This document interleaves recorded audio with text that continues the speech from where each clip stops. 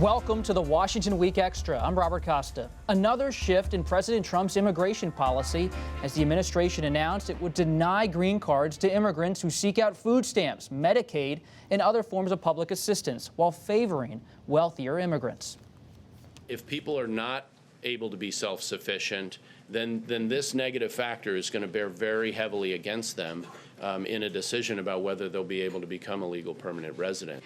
I am tired of seeing our taxpayers paying for people to come into the country and immediately go on to welfare and various other things. So I think we're doing it right. Immigrant groups and Democrats are fighting back. California Senator Kamala Harris, who's running for president, said the comments of Acting Director of Citizenship and Immigration Services, Ken Cuccinelli, are troubling. I think it's ironic that Mr. Cuccinelli would take such a position knowing that we admitted immigrants from Italy and from Ireland and from Poland and from Germany and many places who were fleeing famine, who were fleeing hardship, who were fleeing harm. And our position was that wherever you come from, give us you're tired, you're poor, you're sick. And 13 states have filed a legal challenge, including California Attorney General Xavier Becerra, who warns the crackdown could have an adverse effect on the economy. Joining me tonight, Elizabeth Buemiller, Washington bureau chief for the New York Times, Jerry Seib, executive Washington editor for the Wall Street Journal, Tolu Olorunipa, White House reporter for the Washington Post, and Andrea Mitchell, chief foreign affairs correspondent for NBC News. Tolu, is this another mark of Stephen Miller inside of the White House trying to restrict legal immigration? Yeah, this policy has Stephen Miller's hands all over it, but also has Donald Trump's hands on it. He has always wanted to reshape the way the country lets in people. He said that he wants more immigrants from Norway, a wealthy white country, and less people from S-hole countries in Africa or elsewhere. And this is one way that he's hoping to do that by having this public charge rule that not only restricts people who have used public benefits, but also has this kind of weird prospective angle where government bureaucrats will have to say whether or not someone will likely end up using public benefits in the future, which is, as the Wall Street Journal editorial board put earlier this week, is not a conservative idea having the government decide. But this is something that the Trump administration wants to do to reduce the number of people coming into the country and reshape the type of people coming into the country. It's also going to affect the people who are in the country legally who are applying for green cards. And we have this is going to affect, we think, about 400,000 legal immigrants who are applying for green cards who will not meet the income threshold. Right now, if you make above $60,000 a year, you're okay, but there's a lot of immigrants who do not make that, and that's going to make it very, very hard for them to get green cards. Of course, it's being challenged. What's the effect of that? Could it lead to a labor shortage? Well, yes, there already is a labor shortage for unskilled labor. There's a shortage among hospital workers, among the elderly, care for the elderly, among farm workers. Yes, and those people do not make $60,000 a year. You know, it's interesting because these are steps to limit legal immigration. There's a lot of, well, it's all about illegal immigration. Well, it's not. You have this step, and plus something else that's been going on in the background is companies are finding that it's difficult to get the government to renew H-1B visas. These are for higher skilled workers.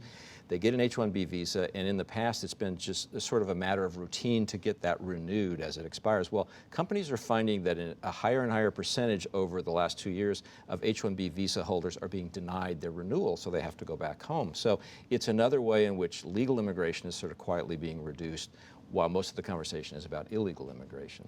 And there's so many racial overtones to this. It is so deeply offensive to have Ken Cuccinelli, whom you showed in that opening segment, rewriting Emma Lazarus this week. I mean, how do they justify that? That's what America is. It's the essential concept of America, the welcome mat. And Could this change the face of America? Absolutely. I mean, if this were to stand, it will very rapidly change the face, but the labor shortages are going to be profound, especially in lower skilled farm communities and other manufacturing communities, but throughout the sector, and including these higher educated people who Jerry just spoke to. And the Post had a story this week, Tolu, about the elder boom in states like Maine.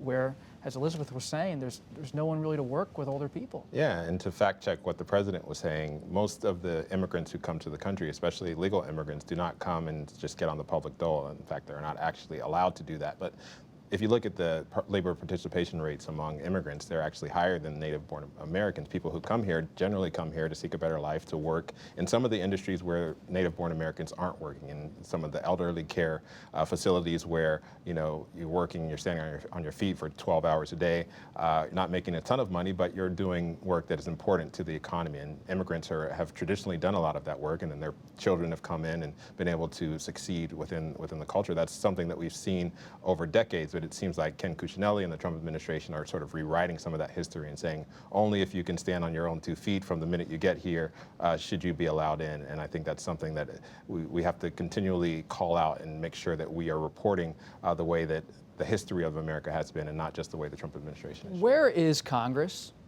The president's using executive orders again to make immigration policy. Well, I think that's a valid question on many fronts. Where's Congress on trade? I mean, there are a lot of issues in which Congress has basically punted, and this isn't only under the Trump administration. This has been going on for a while, and the Senate in particular right now is just punting away its prerogatives to the executive branch over and over again.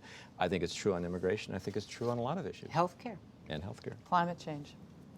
Environmental policies. Elizabeth, the New York Times reported this week that this will almost certainly disadvantage poor people from Latin America, Africa, and parts of Asia, and immigrants from Canada and Europe are least likely to face problems.